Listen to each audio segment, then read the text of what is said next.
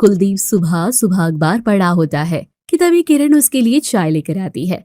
कुलदीप के चेहरे पर एक मुस्कान आ जाती है और वो कहता है, क्या बात है किरण, तुम सुबह सुबह मेरे लिए चाय लेकर आ गई। कुछ भी हो जाए और तुम्हें कितना भी बुखार क्यों ना हो, तुम कभी भी मेरे लिए चाय लाना नहीं भूलती हो।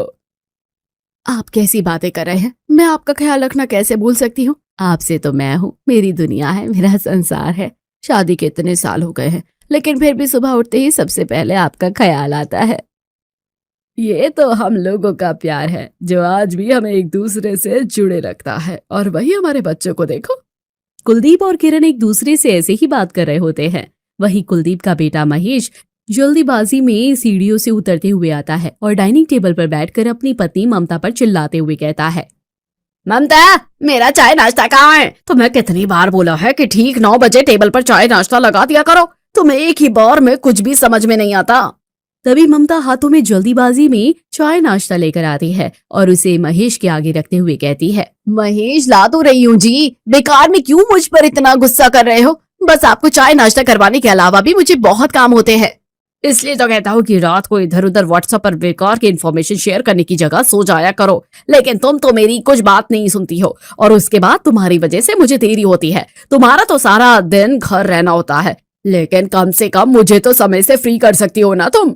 अच्छा ठीक है, अब जब मुझसे इतनी बहस कर रहे हैं तब आपको देरी नहीं हो रही। महेश और ममता ऐसे ही बहस कर रहे होते हैं कि तभी उनका बेटा रोहित सीढ़ियों से उतरकर अपने कमरे से नीचे आता है और खुशी खुशी अपने मम्मी पापा को गुड मॉर्निंग करके नाश्ता करने के लिए बैठ जाता है। और साहबजादे, अब तो तुम्हारा कॉलेज भी पूरा हो गया है। अब पापा का बिजनेस ज्वाइन करने के बारे में क्या ख्याल है तुम्हारा? पापा, अभी अभी तो मेरा कॉलेज खत्म हुआ है, 2 महीने हुए हैं। कम से कम मुझे मेरा थोड़ा सा टाइम एंजॉय करने दीजिए। उसके बाद तो आपका और दादू का बिजनेस मुझे ही संभाला है। जब मैं 21 साल का था तभी मैंने अपने पिताजी का सारा बिजनेस बहुत अच्छे से संभाल लिया था और उन्हें थोड़ा फ्री टाइम देना शुरू कर दिया था। और यहाँ तुम इतने बड़े हो गए हो, लेकिन फिर भी जिम्मेदारी समझने को तैयार ही नहीं हो। आज क्यों गुस्सा कर रहे हैं? बच्चा है, आज नहीं तो कल जिम्मेदारी समझ ही जाएगा। आप तो जानते हैं कि आजकल के जमाने में प्रतियोगिता कितनी बढ़ गई है।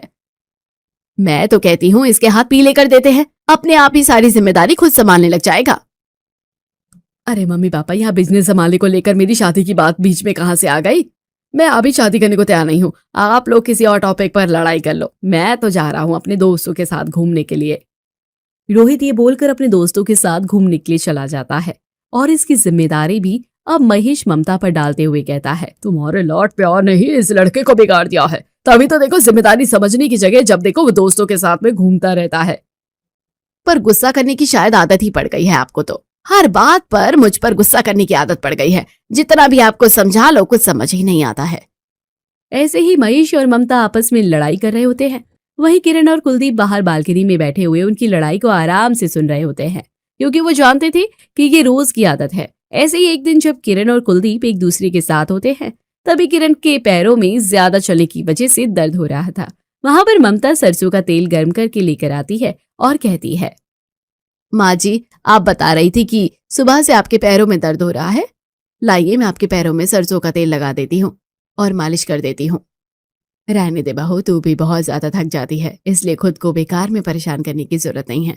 अभी जाकर आराम कर ले, मैं खुद ही तेल लगा लूंगी। इस कटोरी को मुझे दे जा। लेकिन अगर दर्द ज्यादा हो तो आप मुझे बता देना, मेरे पास पैरों के दर्द की दवा रखी है, मैं वो आपको देकर चली जाऊंगी। ममता ये बोलकर वहां से चली जाती है और ममता की जाते ही कुलदीप कमरे का दरवाजा बंद करता है तो खुद किरण के हाथ से तेल की कटोरी लेकर उसके पैर में तेल लगाने लगता है। उसे पैरों की मालिश करता हुआ देखकर किरण कहती है, आप ये सब क्या कर रहे हैं? कल को कोई देखेगा कि मैं आपसे अपनी सेवा करवा रही हूँ तो लोग क्या सोचेंगे? ये बिल्कुल गलत है। पत्नी के पैरों में तो स्वर्ग होता है, और अपनी ही पत्नी के पैरों को दबाने में कैसी शर्म? आखिर तुमने भी तो उम्र भर मेरी सेवा की है, मुझे महेश और रोहित जैसे 2 होनहार बच्चे दिए हैं। किरण भी शर्मा जाती है और कुलदीप ऐसे ही उसके पैरों पर मालिश करते हुए उससे बात करता है। वहीं दूसरी तरफ महेश रात के समय अपने ऑफिस का काम कमरे में बैठकर कर रहा था। ममता कमरे में जाती है और चिढ़ते हुए कहती है, अजी रात के 10 बज रहे हैं, अब तो सो जाइए, और अगर आपको ये काम करना है तो बाहर जाकर कर लीजिए। मैं यहाँ बैठकर फोन नहीं चला रहा हूँ। जब तुम पलंग पर लेटी फोन चलाती रहती हो, मेरी भी नींद खराब होती है, और मैं काम कर रहा हूँ और ये बहुत ज्यादा जरूरी है। बस आधे घंटे में खत्म हो जाएगा। ये सब कहने की बात होती है जी? आप आधा घंटा बोलेंगे और 1 घंटे तक कमरे की लाइट जला कर रखेंगे। महेश गुस्से में लैपटॉप उठाकर बाहर की तरफ जाने लगता है और बोलते हुए जाता है, अपने ही कमरे में चैन से काम भी नहीं कर सकता, न जाने क्या मुसीबत है, बहुत परेशान हो गया हूं मैं। महेश ये बोलते हुए कमरे से चला जाता है। वहीं ममता भी मुंह फुलाकर चद्दर ओढ़कर सो जाती है। ऐसे ही कुछ दिन गुजरते हैं। एक दिन पंडित जी घर पर आते हैं और बताते हैं, ये जवान बहुत अच्छा रिश्ता लेकर आया हूँ। लड़की का नाम है पार्वती और गुण भी बिल्कुल पार्वती माँ जैसे हैं। आप लोगों का बहुत अच्छे से ध्यान रखेगी और रोहित के साथ में उसकी जोड़ी भी बहुत अच्छी लगेगी। ये तो बहुत अच्छी बात है पंडित जी। फिर बताइए कि कब हम अपने सह परिवार के साथ उन लोगों से मिलने के लिए जा सकते हैं। अगर रोहित को पार्वती पसंद आएगी तो हमें कोई दिक्कत नहीं है। ऐसे इतवार को हम पार्वती के घर चलते हैं। अगर सब कुछ ठीक लगेगा तो वही बात पक्की करेंगे। किरण को जिंदगी का बहुत ज्यादा तजुर्बा था। उसने रोहित की तरफ देखा और पूछा, सच सच बता रोहित, तू किसी को पसंद तो नहीं करता? अगर तू किसी को पसंद करता है तो तेरी शादी उसी से होगी। जो बात रोहित के माता पिता को पूछनी चाहिए थी, वो बात उसकी दादी ने पूछनी सही समझी। रोहित से पहली बार किसी ने ये सवाल किया था।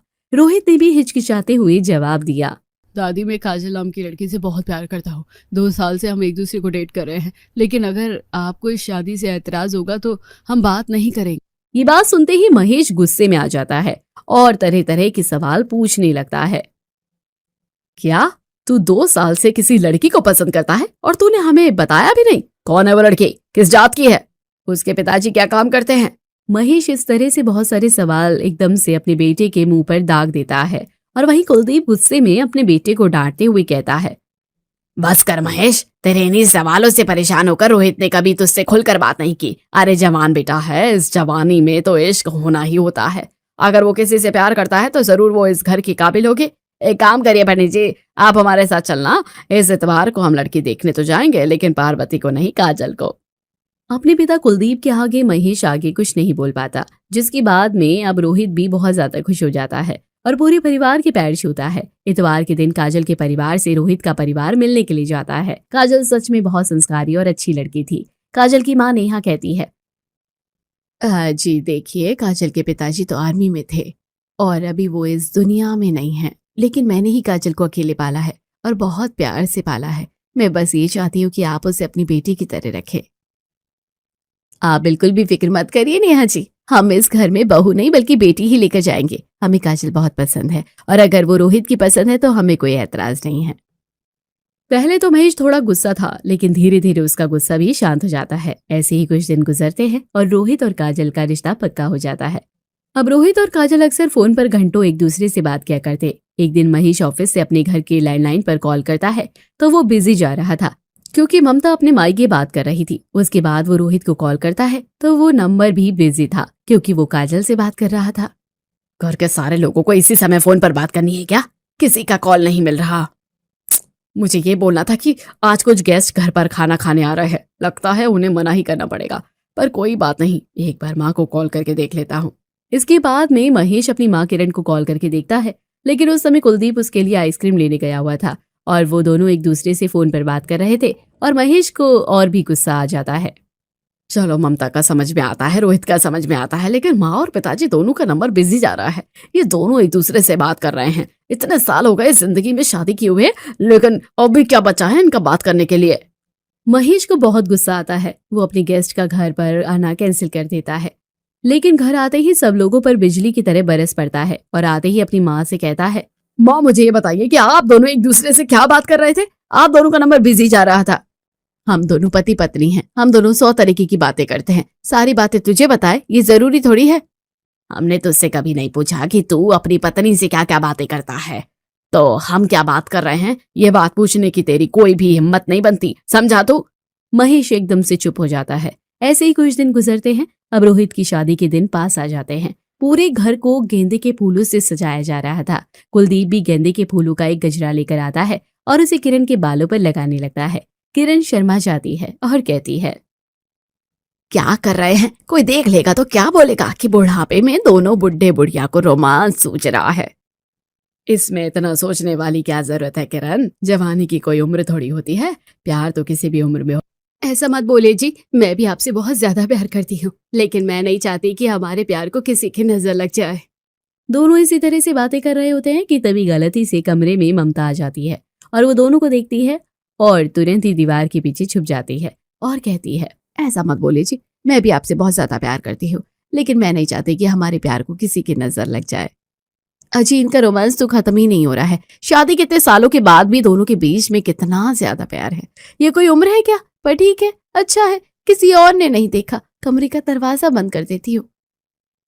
ममता कमरे का दरवाजा बंद कर देती है। धीरे धीरे दिन गुजरते हैं और अब रोहित और काजल की शादी हो जाती है। एक दिन रोहित काजल के साथ सीढ़ियों से उतरकर नीचे आता है और बोलता है, माँ, आज हमारा खाना मत बनाना, मैं काजल को डिनर पर लेकर जा रहा हूँ और हम मूवी भी जाएंगे तो हमें आने में देरी हो जाएगी। मैंने आप लोगों का खाना बनाकर रख दिया है और दादा और दादी जी का भी, उन लोगों के लिए कम मसाले वाला खाना बनाया है। अपने पोते और पोती बहू की बात सुनने के बाद कुलदीप कहता है, वैसे कौन सी मूवी लगी है रोहित? अक्षय कुमार की नई मूवी लगी है और काजल को अक्षय कुमार बहुत पसंद है, बस वही दिखाने के लिए लेकर जा रहा हूँ दादाजी। कुलदीप ये बात सुनकर खुश हो जाता है और मुस्कुराते हुए कहता है, वैसे अक्षय कुमार तो तेरी दादी को भी बहुत ज्यादा पसंद है, तो क्या कहती हो किरण, तुम और मैं भी आज रात को मूवी देखने चले और उसके बाद रात को मैं तुम्हें खाना भी बाहर ही खिला दूंगा। ये कम मसाले वाला खाना तो सारी जिंदगी ही खाना है। काजल ये बात सुनकर शर्माने लगती है। रोहित और काजल वहां से चले जाते हैं, लेकिन ये सब कुछ महेश और ममता को बहुत ज्यादा खटक रहा था, लेकिन फिर भी वो कुछ नहीं कहते। रात को कुलदीप और किरण भी मूवी देखने और खाना खाने चले जाते हैं। वहीं ममता और महेश खामोशी से साथ में खाना खा रहे थे।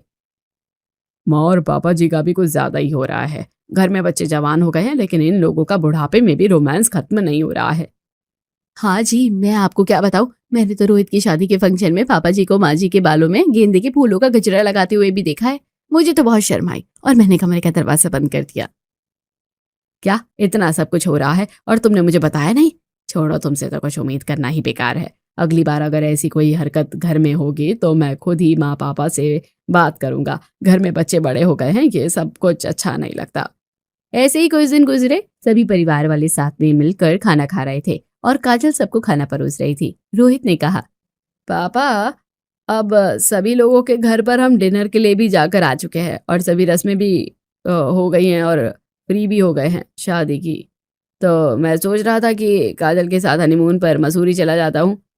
ये बहुत अच्छा आइडिया है रोहित, लेकिन हफ्ते भर में आ जाना। और तुम तो जानते हो ना कि उसके बाद में तुम्हें बिजनेस ज्वाइन करना है।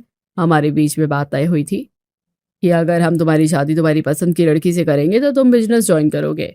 हाँ, क्यों नहीं पापा, आप लोगों ने तो मेरे लिए इतना कुछ किया है, तो मैं आकर अपने फ्यूचर पर ध्यान देने को तैयार हूँ।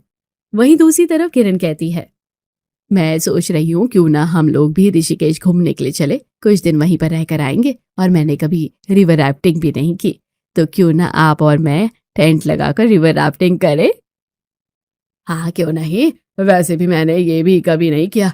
अब बच्चे सेटल हो गए हैं तो हम लोग भी घूमने ही चलते हैं, 3-4 दिन घूम कर वापस आ जाएंगे। ये बात सुनकर महेश और ममता को बहुत बुरा लगता है। अब महेश के सब्र का बांध टूट जाता है और वो बोलता है, कैसी बातें कर रहे हैं आप पिताजी, ये कोई उम्र है आपकी रोमांस करने की और ऋषिकेश घूमने के लिए जाने की? तू कैसी बातें कर रहा है, प्यार की कोई उम्र होती है क्या? प्यार तो कभी भी हो जाता है और हम दोनों एक दूसरे से प्यार करते हैं। ये तुझे बुरा लगता है? अरे, हर बच्चा चाहता है कि उनके माँ बाप के बीच में प्यार बना रहे, लेकिन तुझे बुरा लग रहा है। माँ जी, हर चीज की एक उम्र होती है। अब बच्चे बड़े हो गए हैं, बच्चों की शादी हो गई है, ये सब कुछ शोभा थोड़ी ना देता है। किसने बोला है बहू कि हर चीज की उम्र होती है? और किसने तय की है कि यह उम्र? आजकल के जमाने में तो पढ़ाई की भी कोई उम्र नहीं होती, कुछ भी सीखने की कोई उम्र नहीं होती, तो प्यार की भी कोई उम्र कैसे हो सकती है, जो कि एक दिल से उठी हुई भावना है। महेश और ममता की नजर शर्म से नीचे झुक जाती है। जरा ध्यान से देखो अपने रिश्ते को, कितना खोखला हो गया है। तुम दोनों एक दूसरे के साथ खाना खाना तो दूर, बात भी नहीं करते। अगर तुम लोग 5 मिनट एक दूसरे से बात कर लो तो लड़ाई लड़ने लगते हो। क्या इसलिए तुमने उम्र भर एक दूसरे का साथ निभाने का वादा किया था? प्यार उम्र देखकर नहीं होता और ना ही उम्र के साथ कम या ज्यादा हो जाता है। प्यार हमेशा बना रहता है।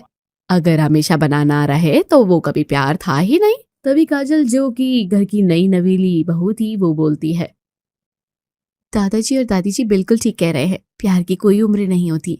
अगर आप लोग हमसे उम्मीद करेंगे कि बुढ़ापे में हम दोनों एक दूसरे से प्यार करना कम कर देंगे तो ऐसा कभी नहीं होगा, बल्कि दादाजी और दादी जी को देखकर तो हमें मिसाल मिलती है कि एक अच्छा और सफल रिश्ता कैसे होना चाहिए।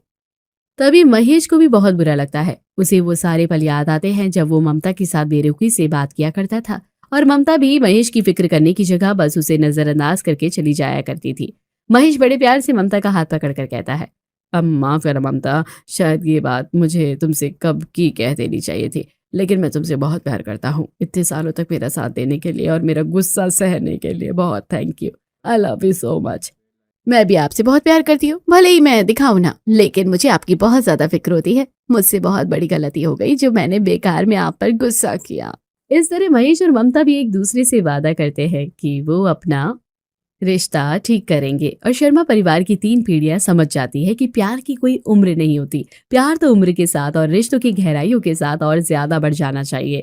और अगर जवानी है तो प्यार होना ही है, और बुढ़ापे में भी अगर प्यार बढ़ता है तो भी इसमें कोई बुराई नहीं है। प्यार तो प्यार है, जो कि कभी भी हो सकता है, बिल्कुल एक वायरस की तरह।